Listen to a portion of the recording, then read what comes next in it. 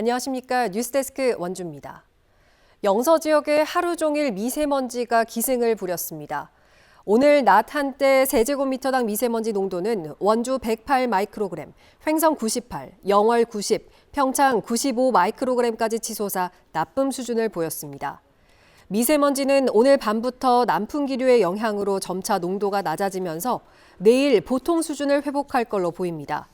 한편 전국의 산불 위기경보 최고 단계인 심각 단계가 발령된 가운데 원주와 영월에는 건조특보가 발효돼 있어 화재에 각별한 주의가 필요하겠습니다. 경북 의성 산불 현장으로 지원을 간 인제 진화 헬기가 추락해 70대 조종사 1명이 숨졌습니다. 강원도 소방본부는 오늘 낮 12시 51분쯤 의성군 신평면에서 공중 진화 작업을 하던 헬기가 전신주 선에 걸려 추락했다는 목격자 진술을 토대로 사고 경위를 파악하고 있습니다. 추락 헬기는 1995년 7월에 생산돼 30년 가까이 운항한 인제군 임차 헬기로 사고 현장에는 화재 발생 넷째 날인 어제 처음 투입됐습니다. 현재 강원에서는 영남권 산불 진화에 헬기 16대를 지원하고 있습니다. 최근 케이블카 운행으로 완성된 소금산 그랜드밸리와 함께 원주 관광의 또 다른 축으로 추진된 반곡 금대 관광지 조성 사업은 민선 8기 출범 이후 사실상 표류해 왔는데요. 올 들어 사업들이 속도를 내면서 빠르면 하반기부터 일부 시설이 운영에 들어갈 전망입니다. 권기만 기자가 취재했습니다. 중앙선 폐역인 원주 방곡역 일대를 공원으로 만드는 공사가 한창입니다. 폐선 위 금대역, 또아리굴까지 오가는 관광열차의 출발 지점으로 바람길 숲과도 연결되면서 원주 동부권 관광의 거점이 될 전망입니다. 방곡역 공원과 금대역 주변 주차장 조성, 두 역 사이 관광열차 운행을 위한 선로 점검, 또아리굴을 트레킹할 수 있는 보강 작업 등이 진행되고 있습니다. 추경을 통해 예산만 확보된다면 빠르면 연말 준공을 목표로 하고 있습니다. 사업이 지연되면서 중단된 또아리굴 디지털 테마터널 조성 사업도 다시 시작됩니다. 이 선로에 대한 안전 점검이 끝나면 올 하반기에는 이 관광열차부터 시범 운행에 들어간다는 계획입니다. 계획대로 관광시설이 운영되면 인근 혁신도시의 침체된 상권 활성화에도 도움이 될 것으로 기대를 모으고 있습니다. 소금산 그랜드밸리와 연계해서 이 동부권에 이 중앙선 폐선된 곳에 관광을 개발하게 되었습니다. 이쪽으로 많은 분들이 관광을 하시다 보면 지금 혁신도시 상권도 상당히 살아날 것으로 기대하고 있습니다. 방곡금대 관광지 조성 사업은 민선 8기 원주시장직 인수위원회가 재검토 사업으로 분류하면서 그동안 사실상 표류해오다 작년 하반기부터 재개됐습니다. 지역 상인들은 이제라도 사업이 정상화돼 다행이라며 상권 활성화에 기대감을 나타내고 있습니다. 지금까지 방곡역만 개발되길 기다리고 있었어요. 그래서 방곡역이 하루빨리 좀 개발이 돼서 관광객들이 유입이 돼가지고 이 지역이 좀 활성화되기를 아주 간절하게 소망하고 있었습니다. 원주시는 관광객들이 많이 찾는 주말에는 반곡역 인근 관광공사와 광해광업공단 등 공공기관 주차장을 이용할 수 있도록 해 자연스럽게 관광객들이 지역 상권으로 유입될 수 있도록 한다는 구상입니다. MBC 뉴스 권기만입니다. 이어지는 고물가 흐름에 12.3 비상계엄 사태로 소비까지 얼어붙은 현실 익숙하실 겁니다. 특히 값비싼 한우의 소비가 위축되면서 산지 솥값 하락세가 계속되고 있는데요. 30개월 이상의 저렴한 미국소 수입 압박까지 받으면서 한우업계의 시름이 깊어지고 있습니다. 황구선 기자입니다. 아버지 뒤를 이어 20년 넘게 횡성에서 한우를 키우는 최철희 씨. 기르는 소만 300마리, 지역에서 나름 대농으로 불리는 최 씨도 요즘 고민이 많습니다. 출하하는 한우 한 마리당 통상 1,000만 원은 받았는데 최근에는 900만 원대, 심하면 800만 원대까지 가격이 떨어지면서 소득을 내는 게 쉽지 않습니다. 반면 한우 한 마리 키우는 비용은 900만 원, 애써 길러놓고 손해를 보는 겁니다. 고물가의 사료값은 오르는데 12.3 비상계엄 직후 소비가 얼어붙은 게 결정적이었습니다. 고급육, 한우라는 이런 걸로다가 이제 저희가 가져가는데 지금 경기도 어렵다 보니까 이왕 먹으려면은 저렴하고 양 많은 걸로 찾게 되면은 한우 쪽의 소비 촉진이 더 덜 되지 않을까. 최근에는 트럼프 미국 대통령이 동맹국들을 상대로 무역 관세 압박을 하는 데다 미국 축산업계가 우리 정부의 30개월 이상 소고기 수입 제한을 철폐할 것을 요구하고 나섰습니다. 2008년 광우병 파동으로 수입이 묶였던 30개월 이상 소고기마저 관세 압박용 카드로 작용하면 정부가 과연 버틸 수 있을지 우려가 큽니다. 트럼프 대통령에 의한 관세에 대해서 그 부분에 대해서 이제 저희가 피부에 어떻게 와닿을지가 제일 걱정이 되긴 합니다. 지금 경기도 너무 안 좋은 상황이기도 하고. 당장 내년 미국산을 시작으로 순차적으로 유럽산과 호주산 소고기 관세가 철폐됩니다. 지금도 한우보다 40%가량 저렴한 수입 소고기 가격 경쟁력이 더 세질 거란 전망에 한우의 고장 횡성에서도 사육 규모가 4년째 줄고 있습니다. 횡성군이 자체적으로 24억을 들여 농가 지원책을 펴고 있지만 흐름을 바꾸긴 쉽지 않습니다.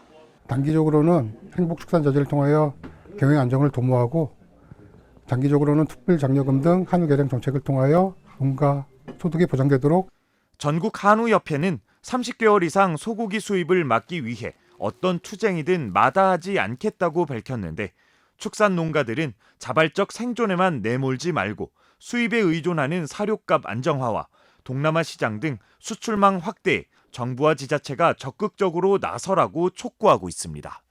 MBC 뉴스 황구선입니다. 철원과 화천 지역에 축구장 1,800개를 합친 규모의 군사시설 보호구역이 대거 완화됩니다. 지난해 6월 강원특별법 개정안 시행으로 강원도지사에게 군사보호구역 해제권의 권한이 부여된 뒤 첫 성과입니다. 보도에 나금동 기자입니다. 안보관광지 화천 평화의 댐으로 가는 길목의 8민통초소. 경계가 삼엄하던 군부대 초소인데 하루 만에 텅 비었습니다. 민간인 통제구역에서 제한보호구역으로 규제가 완화돼 신분 확인 절차가 없어졌기 때문입니다. 초소도 곧 철거됩니다. 이제부터 별도의 신분 확인 절차 없이 이곳 평화 누리길을 통해 걸어서 평화의 댐으로 이동할 수 있습니다. 9.9km에 이르는 군도 7호선도 완전히 개통돼 화천에서 평화의 댐까지 이동 시간도 20분 정도 줄어듭니다. 민통선 북상에 따른 변화입니다. 국방부고시에 따라 민통선이 화천에선 3.5km, 철원에선 1.6km씩 각각 북상했습니다. 이에 따라 통제보호구역에서 제한보호구역으로 군사규제가 완화된 곳은 12.9제곱킬로미터, 축구장 1,800개에 이르는 면적입니다. 화천군 평화의 댐과 백암산 케이블카가 있는 풍산리와 동촌리 일대 10제곱킬로미터, 철원군 신벌지구가 있는 서면, 근남면, 김화읍 등 2제곱킬로미터가 해당됩니다. 묶여있던 재산권 행사는 물론 관광지 개발도 가능해졌습니다. 민통선이 해제되면은 관광객들도 좋고 저 같은 경우는 상업도 하니까 유리하지 않겠어요? 그리고 또 너무나 적막하잖아 지금. 그래서 마음적으로 너무나 기뻤어요. 지난해 6월 강원특별법 개정안 시행으로 강원도지사에게 군사보호구역 해제 건의 권한이 부여된 뒤 첫 성과입니다. 건축물 신축도 다 가능해져서 재산권 행사가 가능해졌고 또 여러 가지 그 편의시설도 설치가 가능해져서 관광 이런 것의 아주 활성화 효과가 기대가 됩니다. 강원도 DMZ 접경지 행정구역은 철원과 화천, 양구, 인제, 고성 5곳. 아직도 전체 면적의 절반인 2,300제곱킬로미터가 군사시설 보호구역으로 묶여 있습니다. MBC 뉴스 나금동입니다. 원주시가 작년 말 임기가 끝난 1기 특별보좌관에 이어 2기 보좌진을 새롭게 위촉했습니다. 문화 분야 최수남, 관광 고봉길, 체육 김경섭, 청년 심준섭, 환경의 김초, 시민안전 우창석 보좌관 등 6명은 이번에 새로 위촉됐고 경제 김종태를 비롯한 6명은 1기에 이어 2기에도 활동을 이어갑니다.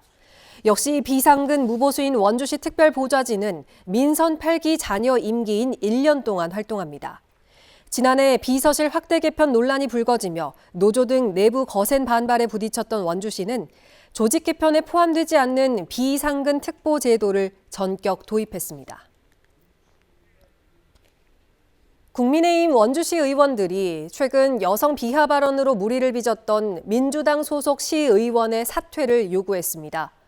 이들은 성명을 내고 여성 비하 발언과 배우자 폭행 의혹, 동료 여성 의원에 대한 불쾌한 신체 접촉 등 잇따른 만행으로 시민 대표가 될 수 없다며 해당 의원의 의원직 사퇴와 해명을 요구했습니다.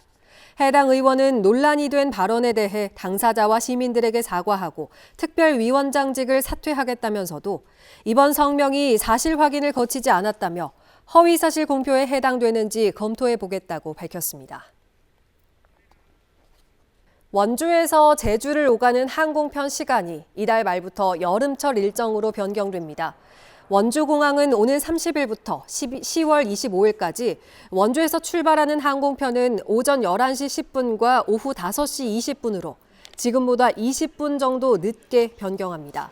제주발 항공편도 오전 9시 5분과 오후 3시 20분으로 겨울 일정보다 1시간가량 늦춰 운행하기로 했습니다. 지난해 원주공항 이용객 수는 20만 4,408명으로 2년 연속 20만 명을 돌파했습니다. 건물이 낡고 비좁아 안흥 우체국으로 통폐합됐던 횡성 둔내 우체국이 신축돼 문을 열었습니다. 강원지방우정청과 횡성군은 기존 둔내 우체국이 있던 둔방내리 830제곱미터 부지에 새 우체국을 짓고 집배센터와 금융, 우편 접수 창구 운영에 들어갔습니다.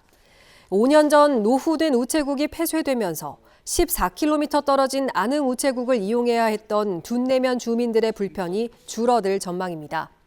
강원우정청과 횡성군은 지난해 소유 부지 맞교환을 통해 둔내 우체국 건립을 추진해 왔습니다. 디지털 관광 주민증 사업이 강원도 8개 시군으로 확대됩니다.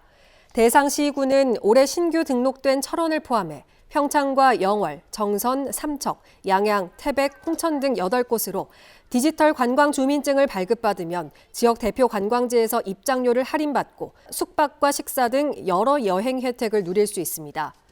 디지털 관광 주민증은 대한민국 구석구석 홈페이지 또는 모바일 앱을 통해 발급받을 수 있습니다. 강원도의 직업계 고등학교 학생들의 진학률과 취업률이 모두 높아진 것으로 나타났습니다.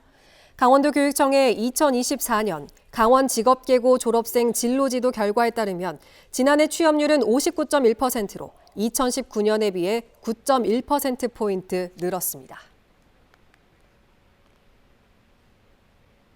지금까지 뉴스데스크 원주였습니다.